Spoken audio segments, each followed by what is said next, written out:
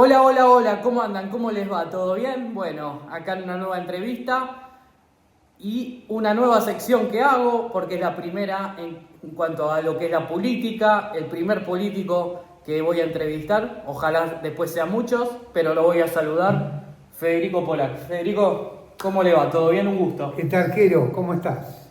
Excelente, ¿usted cómo anda? Bien, acá. Sí. Charlando siempre bien. Me gusta el traje, me gusta cómo está vestido. Bueno, porque vengo de dar clase. Viene a dar clase. ¿Dónde da clase?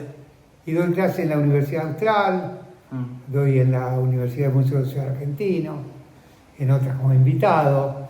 Ya la tarea que tengo ahora es más académica que otra cosa, ¿De qué da clases? de Derecho Empresario.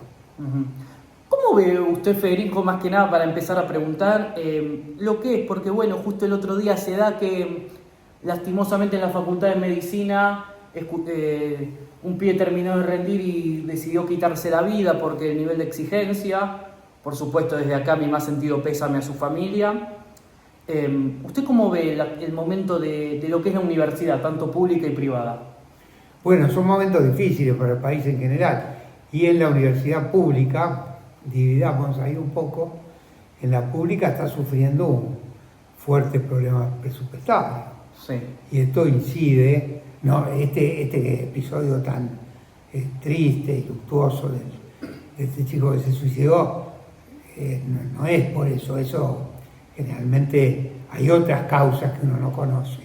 Pero es un momento muy malo porque la ideología del gobierno actual es no subvencionar, es antisubsidio. Entonces, toda actividad como salud o educación, que siempre están a cargo del Estado, además de los privados, se resiente. La universidad privada no, esa está fondeada además de los subsidios estatales, que también los tiene, está fondeada con la matrícula y las cuotas que pagan los estudiantes, por lo cual a esa sufre menos.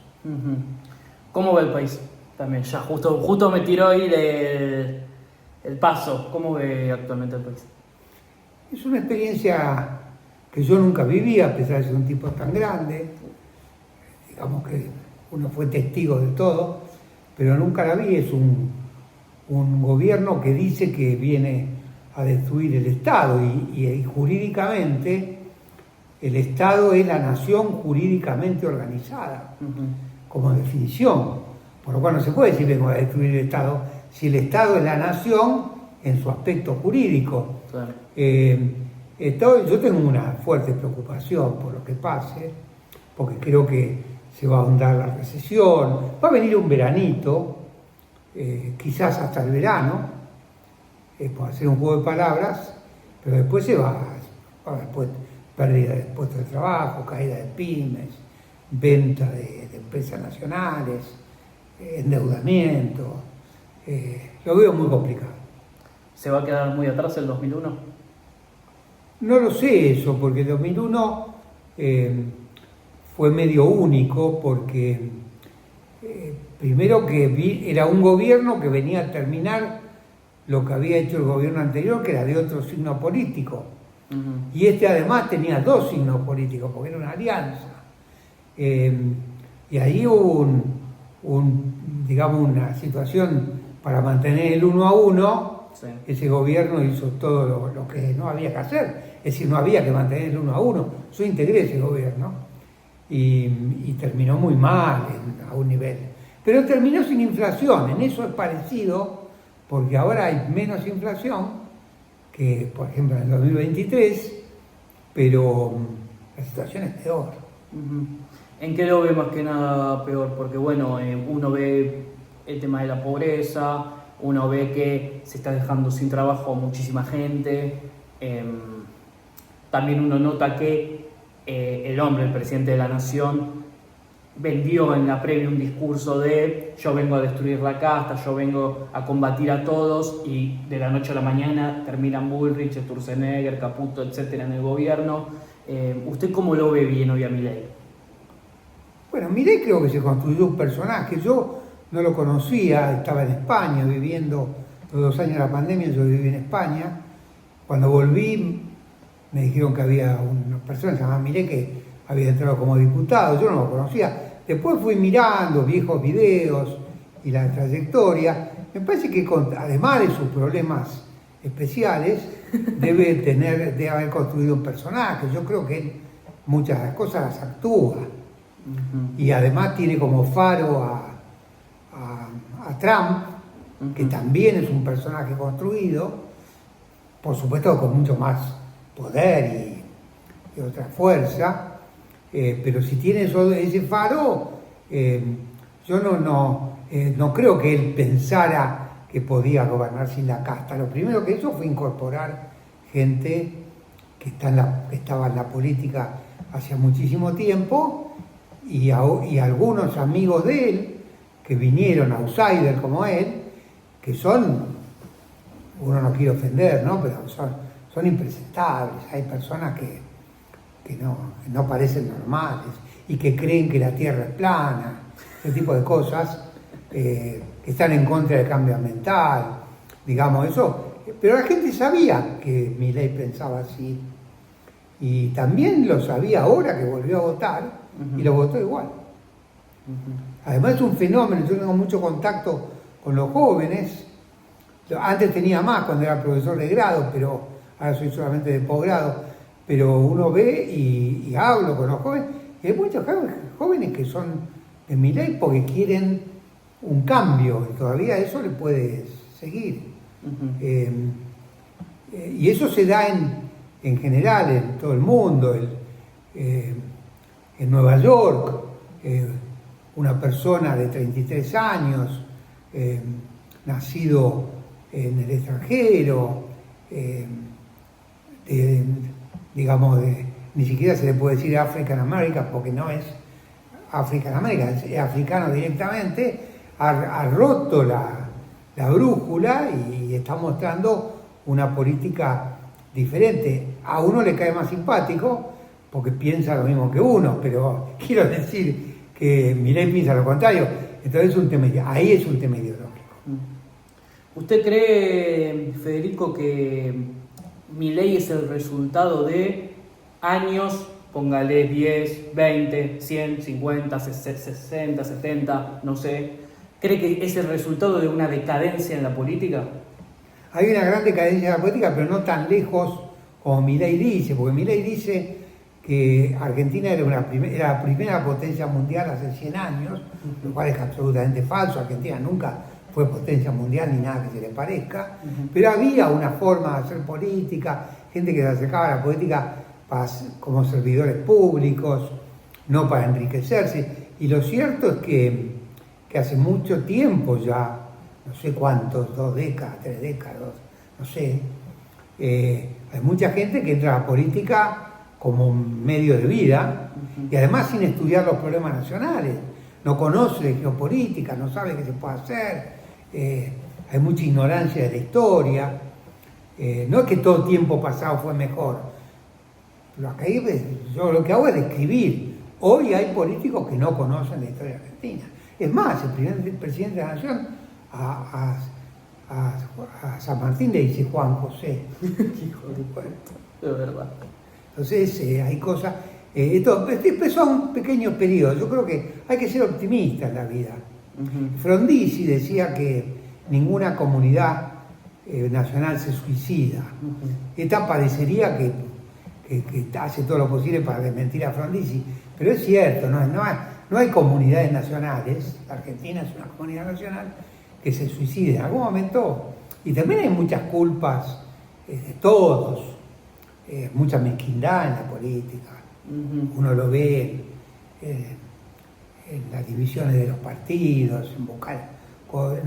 Hoy no hay casi partidos políticos, y el partido político constitucionalmente y por ciencia política es absolutamente necesario como instrumento para la democracia.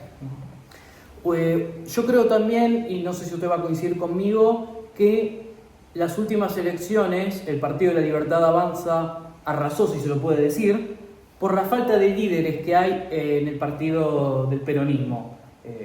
Uno es peronista y uno constantemente por ahí marca que el peronismo está falto de líderes. ¿Usted lo ve así? ¿Cree que Milei ganó porque en el peronismo importa más el ego que el bienestar?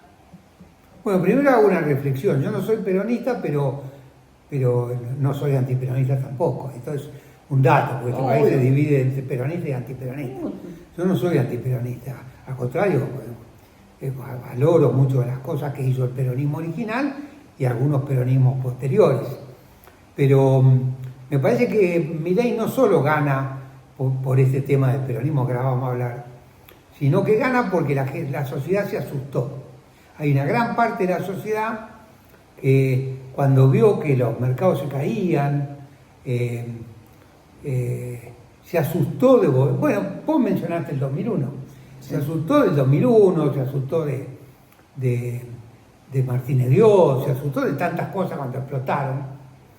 Entonces, me parece que ese fue un dato muy central. Respecto al peronismo, claro, yo nunca lo vi con tanta mezquindad.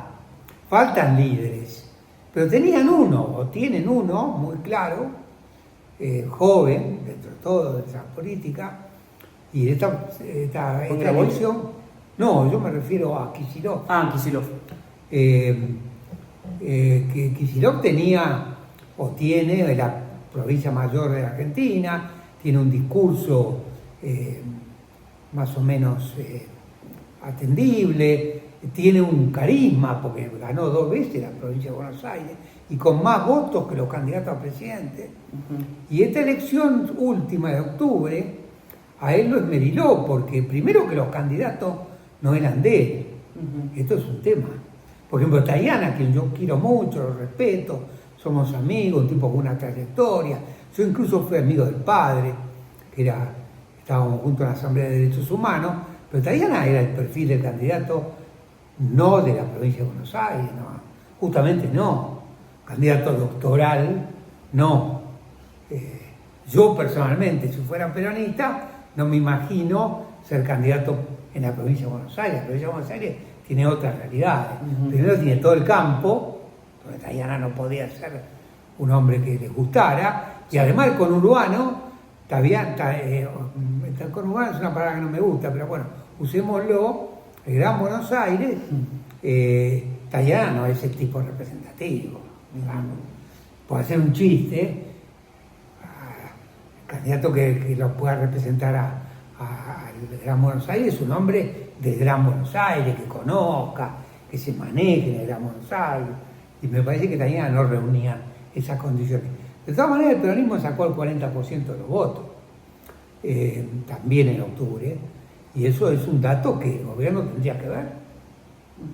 Y además hubo divisiones del peronismo.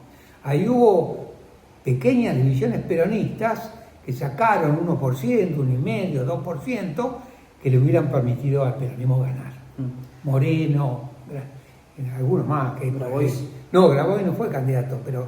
Yo pensé que no estaba hablando en general, perdón. No, Moreno fue candidato, sacó voto también unos tipos muy de derecha, unos grandotes que siempre amenaza. Se me fue el nombre ahora. ¿Quién? Y se me fue el nombre, esas cosas que a uno le pasa, que es muy... Se presentó como candidato y bueno, dividió el voto. Yo también creo que Cristina no sabe retirarse de Federico. A los líderes les cuesta retirarse. En este país. Sí. En estos países no. Bueno, la mención que yo hice de Kicillof enlaza con Cristina. Cristina fue la que armó la lista, pero además a la noche no parecía que había perdido. Y eso es muy malo. Y además tiene el hijo, estas cosas de dinastías. Fíjate que en Estados Unidos Trump ganó la primera vez y volvió a ganar la segunda, y en el medio casi gana, o por ahí ganó, no sé, otra más, porque el Partido Demócrata está manejado por una dinastía, y la gente se harta de dinastía, que es la dinastía de los Clinton. Entonces en el momento se harta. Entonces acá, ahí, en algún momento el votante peronista, e incluso el votante el no peronista que puede terminar votando al peronismo, ya tuvo de Kirchner, tuvo 3 gobiernos de Kirchner, después la tuvo a ella de vice, Sí. ahora está presa, pero además tiene su edad, pero no se retira porque está Máximo. Ayer Máximo salió a hablar. Es así. Gente, yo lo estoy grabando hoy un 4 de noviembre, cuando lo subo Un día glorioso. El 4 de noviembre es un día glorioso. Para los hinchas de Boca no. No, es un día glorioso para el fútbol argentino. ¿Por qué? Es la primera vez que Argentina, en la disciplina fútbol, en cualquier campeonato salió campeón mundial. Fue el 4 de noviembre Racing salió campeón mundial contra Celtic en Montevideo. Ahora. Y era tan otro país, que la gente salió a la calle a festejar. Y en Avellaneda, Independiente prendió todas las luces de la sede, la abrió y salió con bandera de Racing Independiente. ¿Cómo ve Racing? Mal, ha perdido plantel. A mí el equipo digamos, de futuro inmediato que hay, sobre todo inmediato, es Boca. Boca está jugando mejor, si el año que viene incorpora figuras tipo Dybala y un arquero, a Boca le puede empezar un ciclo bueno. Bueno, dijimos 4 de noviembre, vamos a ver que el domingo juegan Boca y River, el superclásico. El verdadero superclásico, Boca y River. Yo soy bostero, vale, claro. Bueno, ya sé que sos bostero, está todo vestido. Pero el verdadero superclásico, digamos a la gente, Boca y River, no River y Boca. El que se juega en el Monumental no es superclásico. Yo hablo porque yo viví bastante en el extranjero. Cuando la gente quiere ver Boca y River y viaja para ver Argentina, tiene que ser en la cancha de Boca. ¿El superclásico es en la cancha de Boca? Sí. Sí, otra cosa. Inclusive hay revistas inglesas que dicen eso. Estoy viendo conseguirlo para conseguir, pero bueno. Usted, Federico, es hincha de Racing. A mí me cuesta entender cómo votaron a este hombre, a Milito. Me cuesta entenderlo, Federico, porque bueno, si no venían bien, yo te lo puedo entender. Pero venían de ganar la Copa Sudamericana después de 36 años, creo. Me cuesta entenderlo, no sé cómo la ve usted. Yo creo que son ciclos, cuando los ciclos son muy largos, hay que tener mucha personalidad. Entonces, Blanco estaba del 2013, entonces era todo un ciclo, eran 11 años, ¿no? Para el 2024, si no perdí la capacidad. 2013 a 2020, porque antes era el vice, pero renuncian Cogorno y Molina. Era vicepresidente tercero. Se van Cogorno y Molina, asumen el 2013. Entonces tuvo ese ciclo, y además Milito, para el hincha de Racing, fue el último ídolo.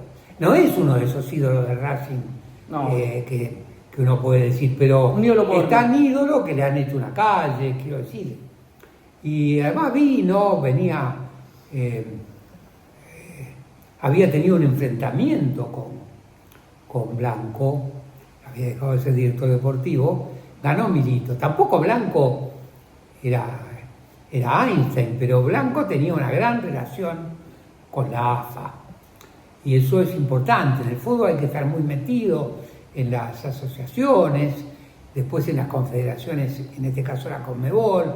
Hay que tener peso ahí. Si uno no tiene peso ahí, fíjate que Racing ahora viene de ser eliminado por Flamengo, y Racing en Brasil, jugando muy mal y todo, debió ganar ese partido porque le hicieron un penal clarísimo de esos.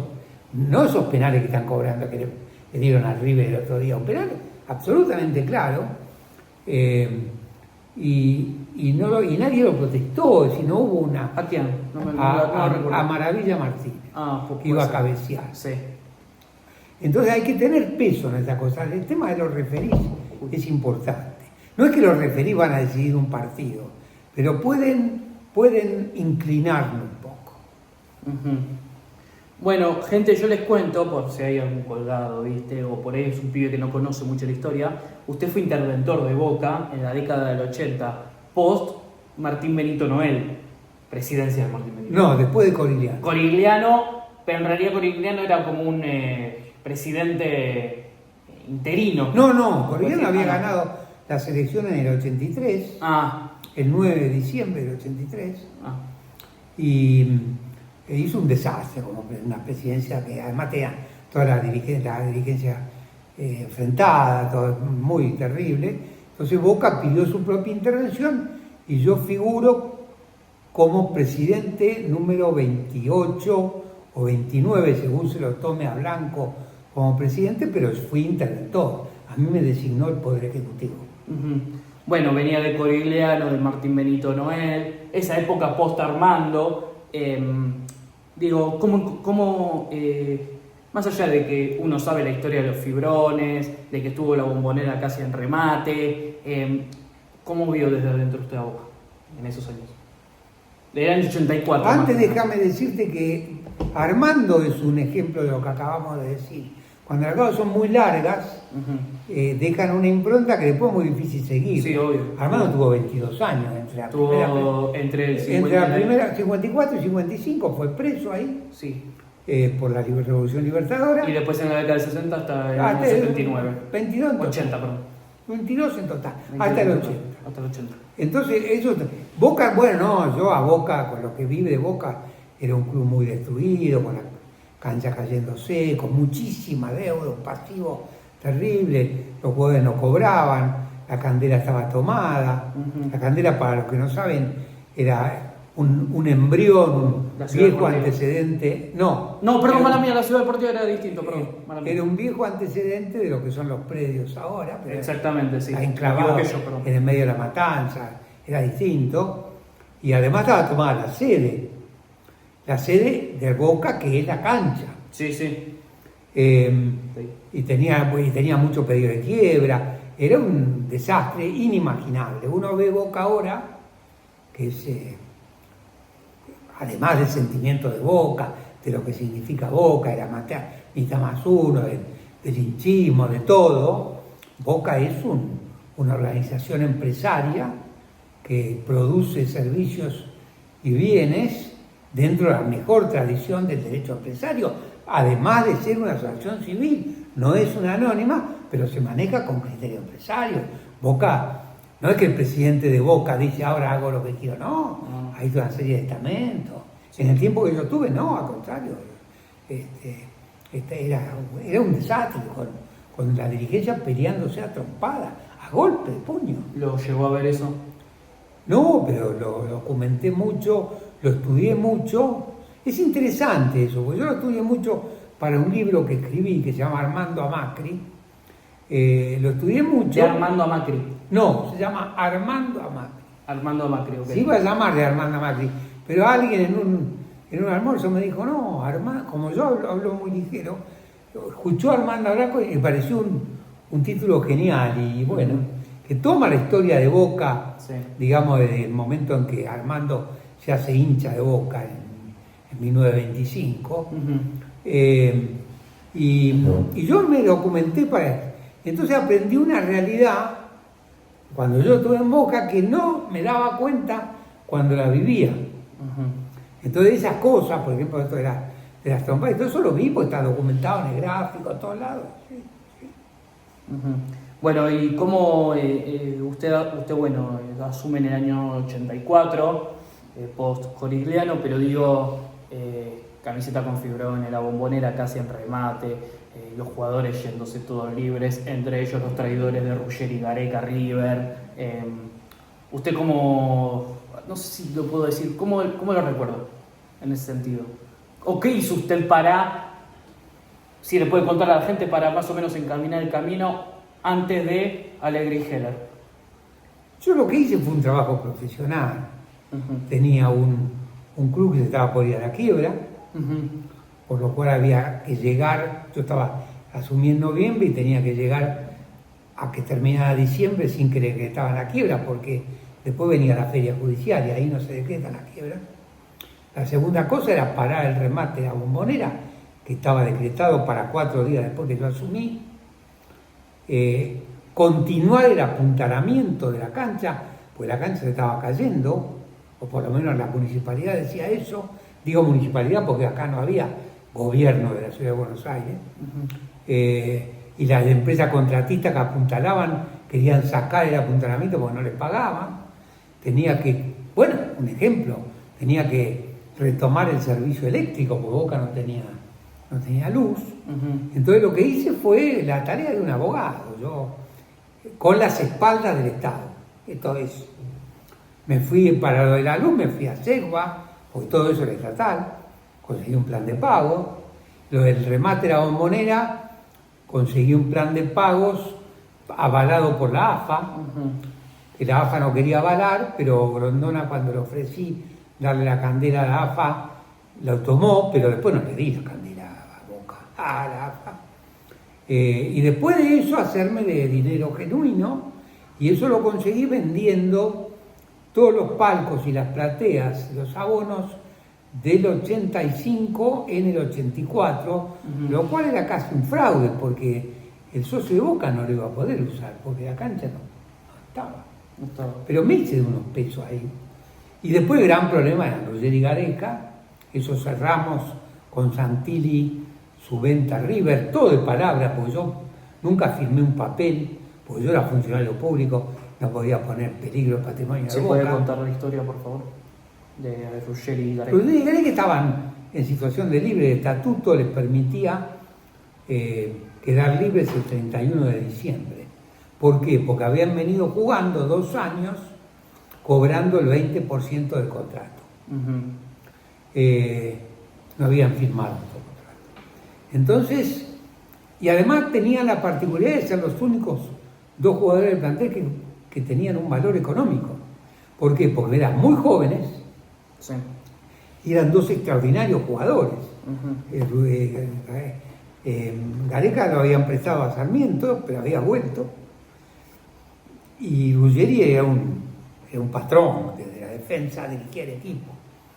Entonces, que si fueran libres era perder todo el patrimonio. Sí, había otro jugador famoso en Boca, no es que no tenía más. No, tenía a Gatti, pero Gatti no tenía valor, porque Gatti era un hombre muy grande. Se estaba retirando. Gatti era de mi edad. O sea que pero no se retiró. No, se retiró. Se retiró después. Post-Armenio, sí. En el 87, sí. Post-Armenio. Gatti me hizo un chiste el último partido en el vestuario. Me dijo, Tordo, usted va de presidente de Racing ahora. Lléveme, porque yo estoy forfait, como decía él. Estoy muerto, hacemos un show yo en el arco y Racing haciendo. Y yo dije, yo me reí, fue un chiste, pero Gatti se quedó hasta ese partido con Armenios. Usted, bueno, llega hasta el 31 de diciembre, a Boca no le decretan la quiebra. Usted se va, asumen Alegre y Heller. No, Alegre y Martínez Sosa. Alegre y Martínez Sosa. Por 1 año y medio. Después, en la nueva elección que tiene que dar Alegre contra Armando, porque Alegre completaba el periodo de Corigliano. Claro. Entonces le quedaba 1 año y medio. Sí. Ahí se incorpora Heller, que no había podido ser vicepresidente antes porque no tenía antigüedad como socio. Ok. ¿Y cómo evalúa usted? Porque bueno, yo Una también... gran tarea. Alegre y Heller reconstruyeron el club. 11 años. No tuvieron éxito deportivo, entonces la gente... ¿Cómo que no? Sí, Apertura 92, Supercopa 89. Bueno.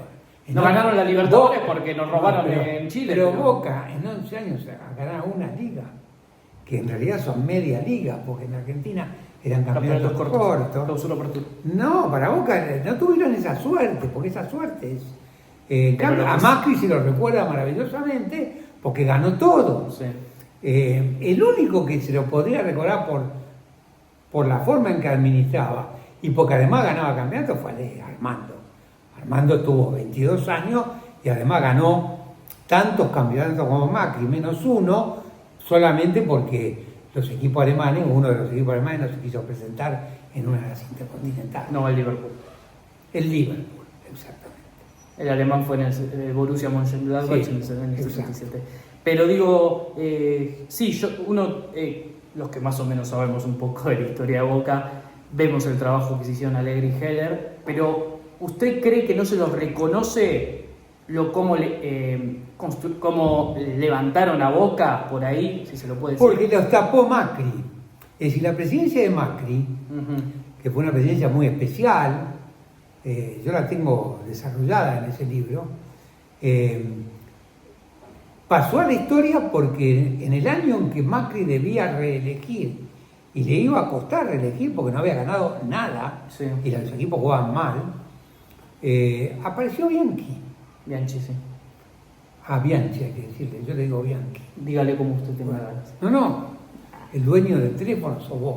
Ah, Apareció Bianchi o Bianchi sí. por consejo de Grondona y empezó a ganar todo con el mismo equipo que tenía el Bambino. O sea que estas cosas son así.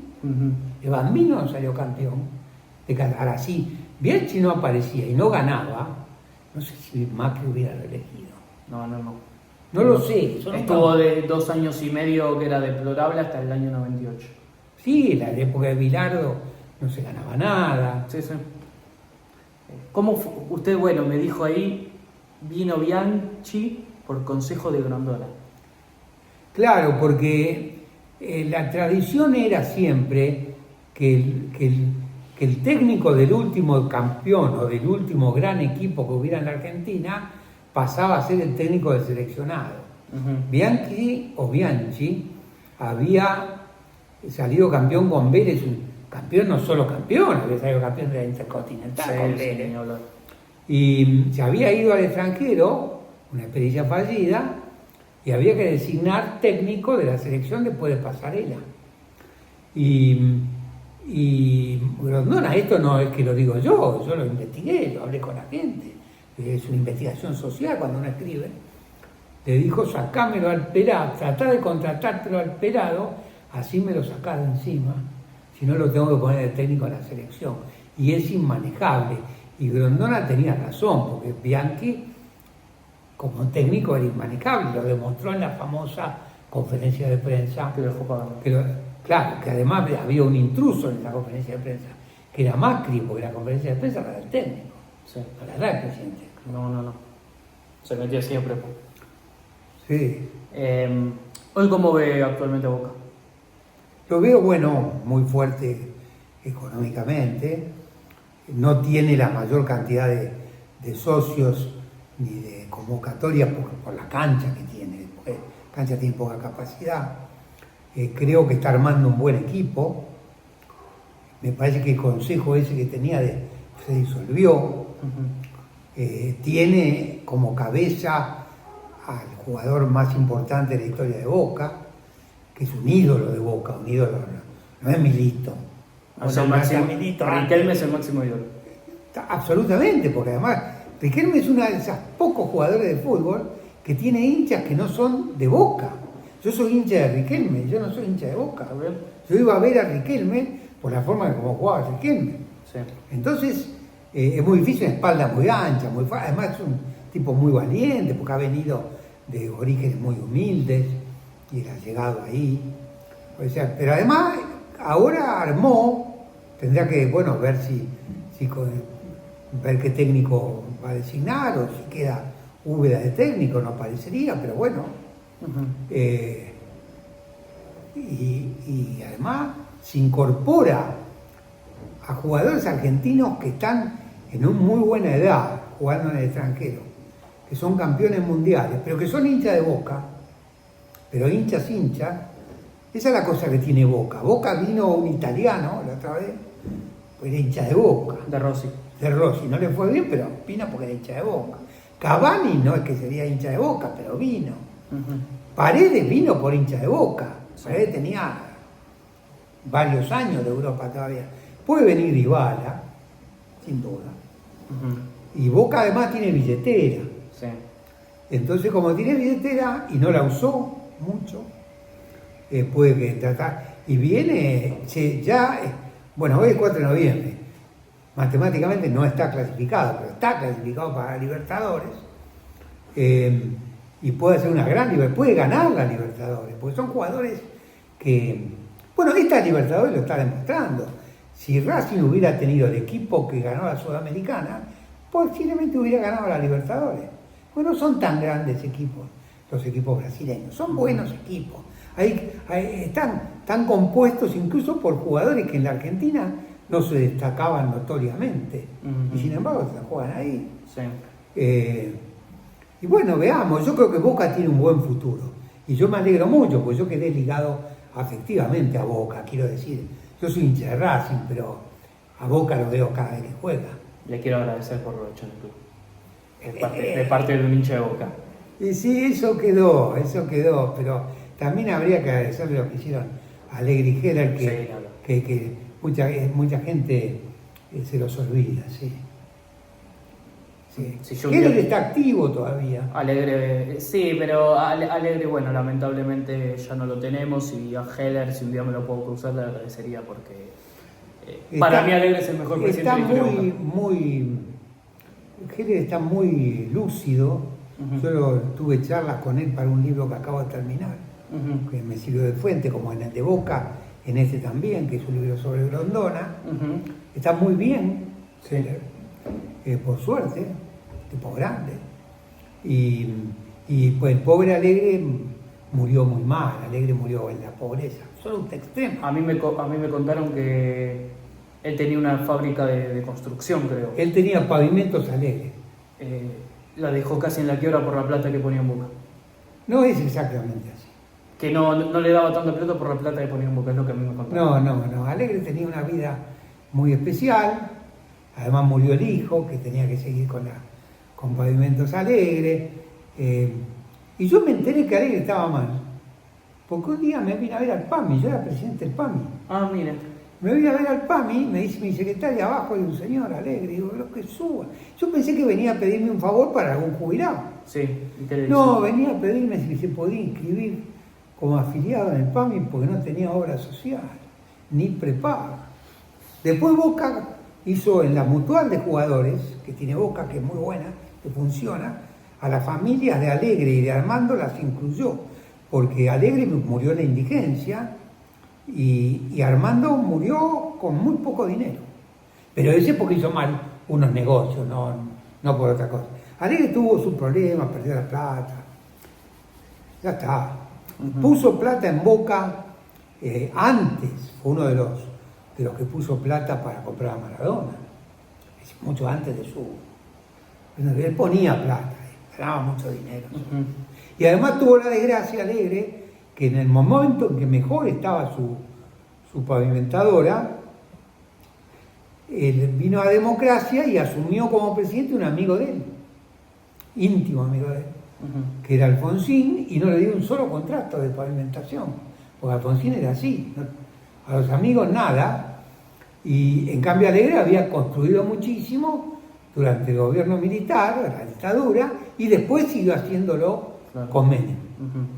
¿Usted cree que hay una cierta persecución política, mediática o social en contra de Riquelme en estos momentos?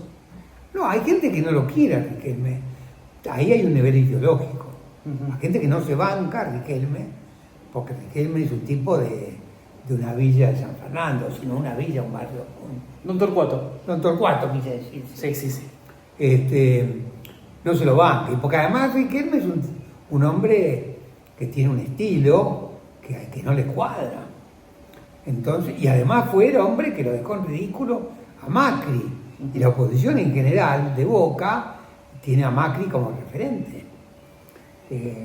Lo que pasó en las últimas elecciones de Boca fue muy triste porque impugnaron, hicieron unos desastres completos. Falsificaron firmas. Y después Macri no fue a votar.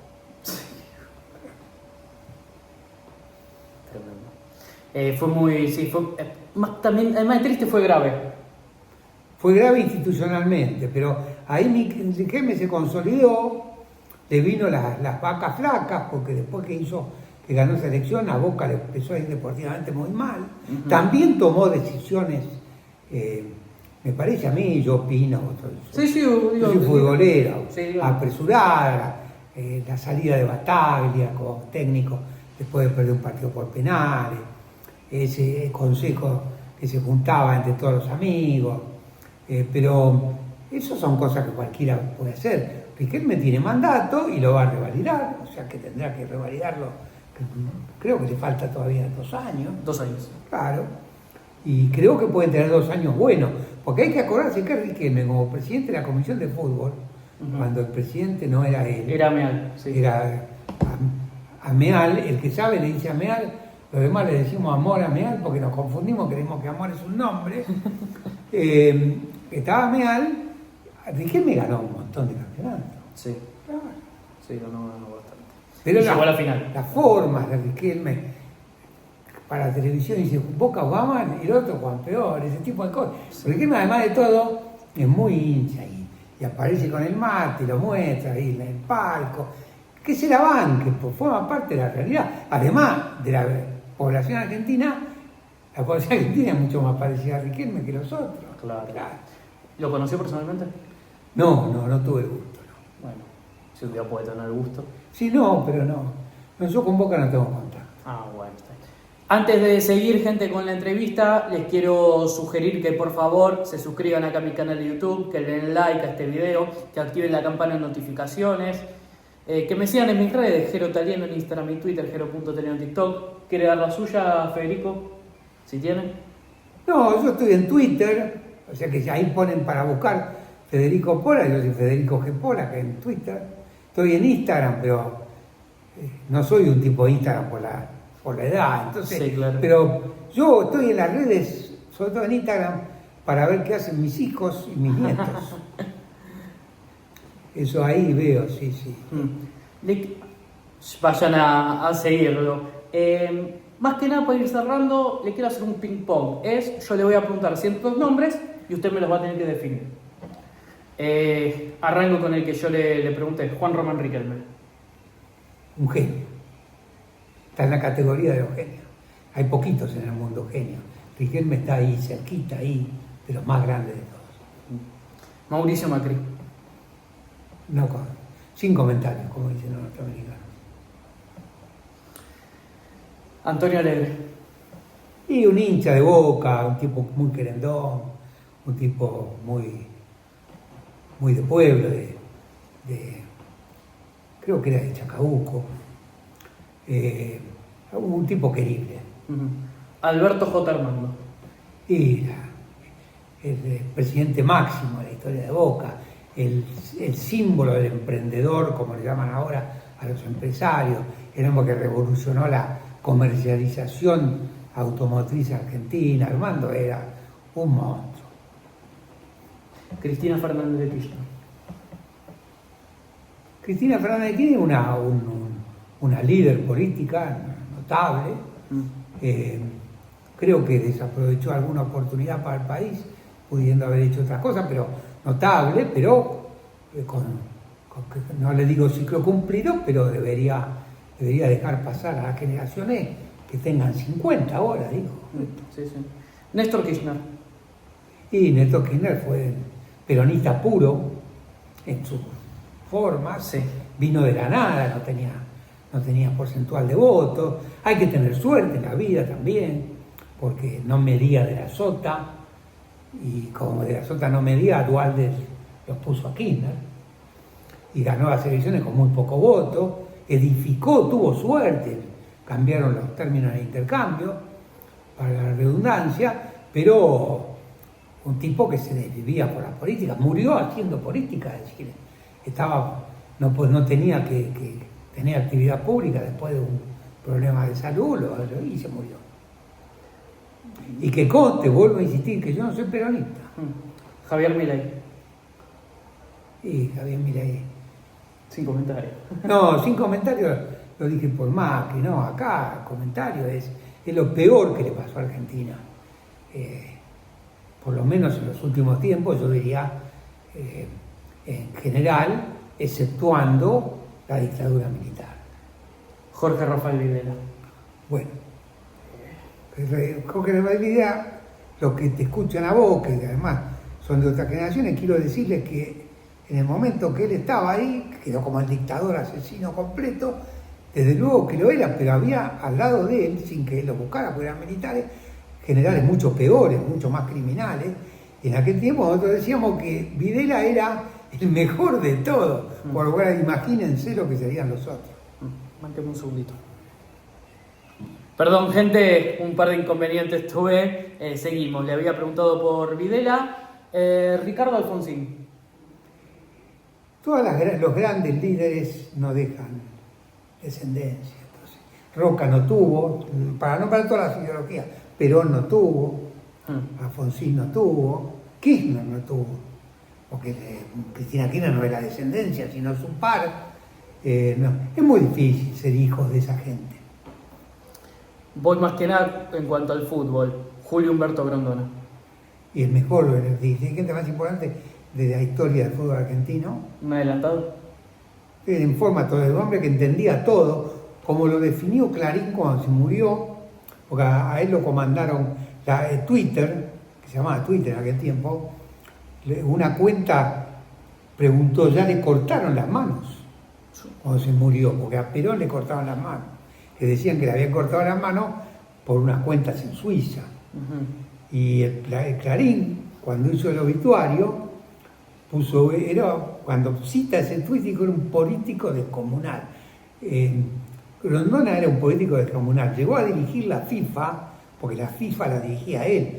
Blatter le decían bla bla Blatter, Blatter hablaba. Sí. Le dirigía la FIFA, era Grondona. Grondona dirigió la FIFA sin saber inglés. Sí, claro. No. Y además, siempre bajo nivel. Cuando murió tendría una fortuna que podía aparecer en Forbes, en la revista. Y sin embargo nadie se dio cuenta y él murió en el Sanatorio Mitre. Y lo enterraron en Avellaneda. Claudio El Chiqui Tapia. El personaje adecuado cuando apareció, porque el fútbol no tenía conducción, pero me parece que ostenta, que no hacía Grondona, y que se está pasando un poco de la raya con algunas cosas. ¿Ve mal al fútbol argentino? Muy mal, no tiene liga. El fútbol argentino no tiene liga. Fíjense, yo hablaba, dije, Boca es el que mejor está jugando. Tal vez que mejor esté jugando sea Rosario, no sé. Vos por ahí colgás esto y ya sabemos quién es el campeón. Pero en la forma de esto, de este campeonato, sale campeón Platense, por ejemplo. Claro, sí. Diego Alberto Milito. Fue un muy buen 9, sobre todo en el Inter. ¿Y presidente? Y presidente está dirigiendo, ahí tiene un equipo, ahí intervienen cosas ideológicas también. Tiene dentro de su equipo distintas ideologías. Hay gente que es del PRO, hay otra gente que es más de izquierda, no sé quién va a prevalecer, sí. Pero hasta ahora en Racing él prometió saltos de calidad y no dio ninguno, disminuyó el plantel, digamos, tampoco Racing es Boca, o sea que no puede decir firmarme un cheque acá y traerme la pared, no es tan fácil eso, no. Pero tiene que mostrar en el 2026 un plantel competitivo. Si no, no sé por qué quiere Racing llegar a las copas, porque con este plantel no puede llegar a las copas. Las últimas 3 de fútbol. Lionel Messi.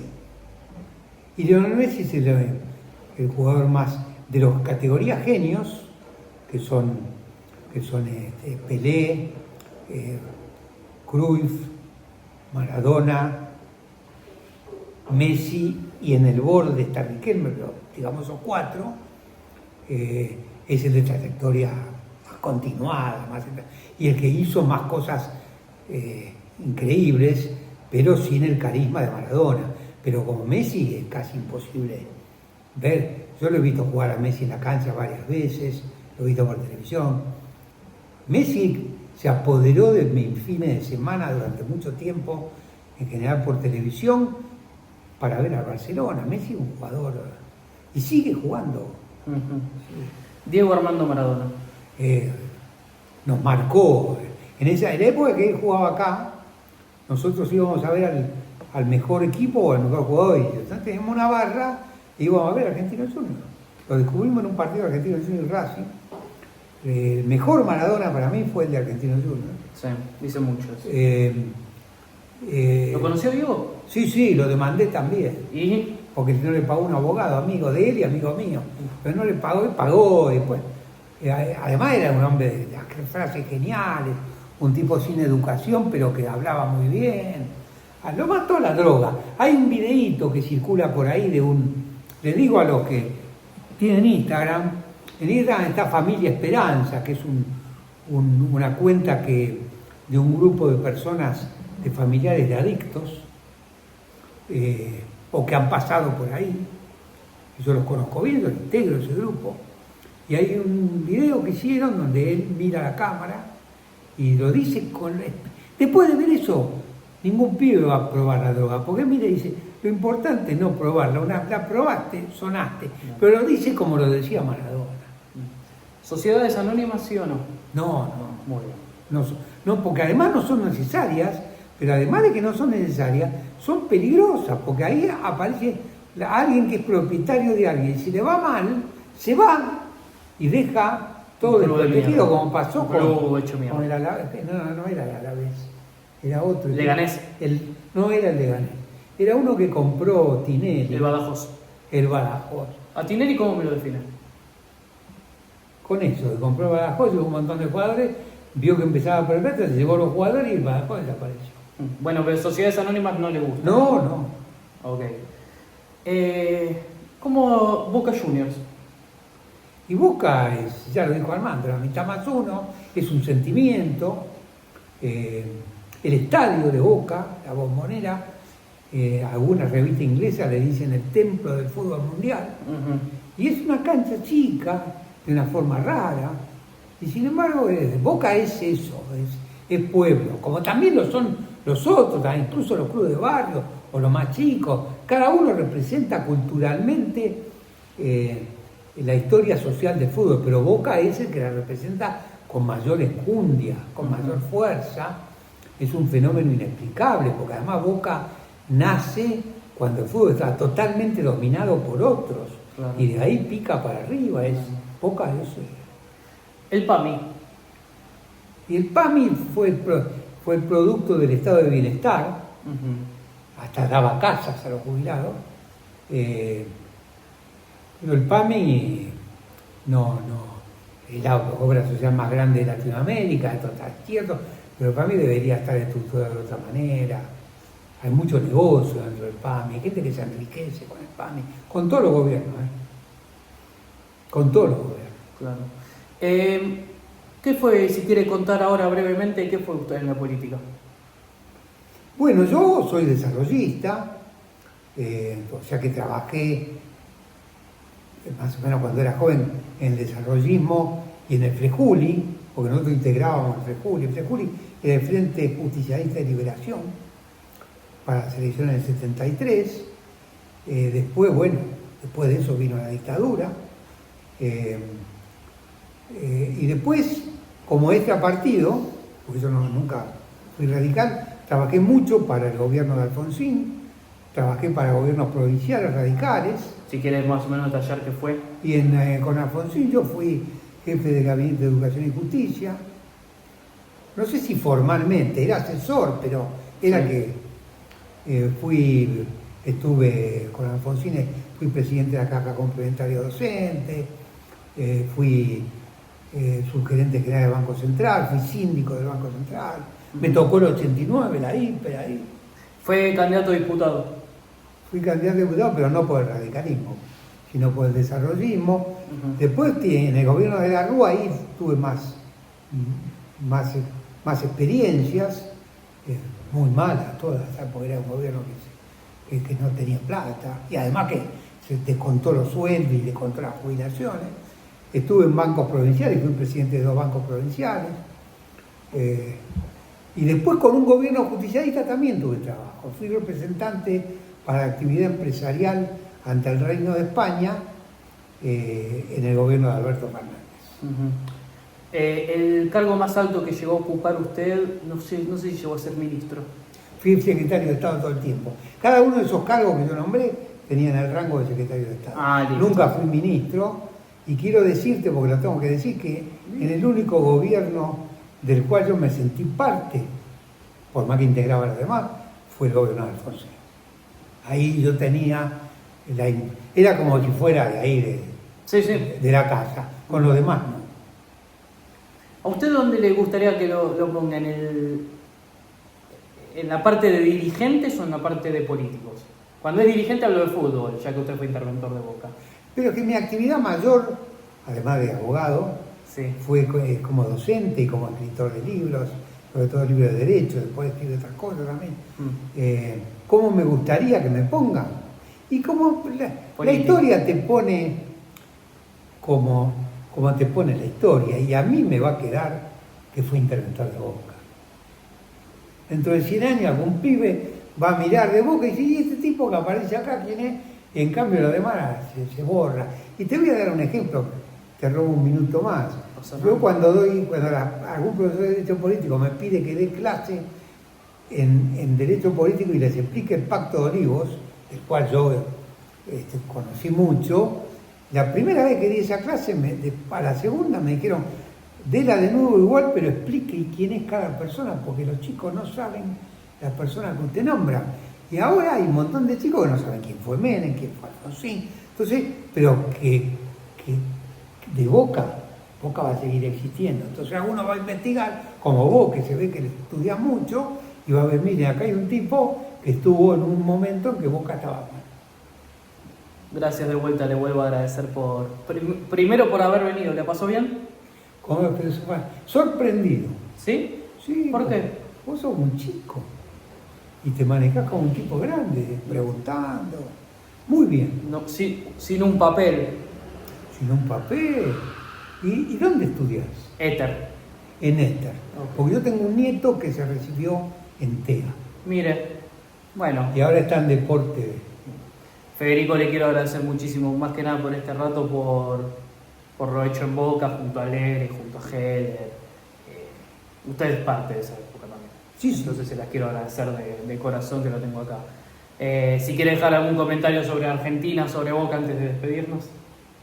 No, a los hinchas de Boca que estén confiados que el año que viene va a ser un año de triunfos. Uh-huh. ¿Y a los argentinos en general? Que aguanten. Aguanten todo, va a haber pérdida de trabajo, van a caerse pymes, se van a cerrar locales, van a venderse empresas públicas y después aparecerá la luz. Uh-huh. Por último, yo le hice el ping pong de los nombres tal y le voy a hacer el último nombre, Federico Polak. Un tipo que me aburre ya, hace mucho que está conmigo. Mira. Sí. Pero la vida la disfruta. Hay otro Federico Polak que es mi hijo. Ah. Ese tiene más tiempo. Querido, le agradezco muchísimo de verdad por este rato. Gente, si les gustó esta charla, esta entrevista, como ya les pedí anteriormente, suscríbanse, denle like, síganos en nuestras redes y nos estamos viendo. Federico, de vuelta les vuelvo a saludar. Si quieren saludarlos a todos. Chao, gente, los quiero mucho.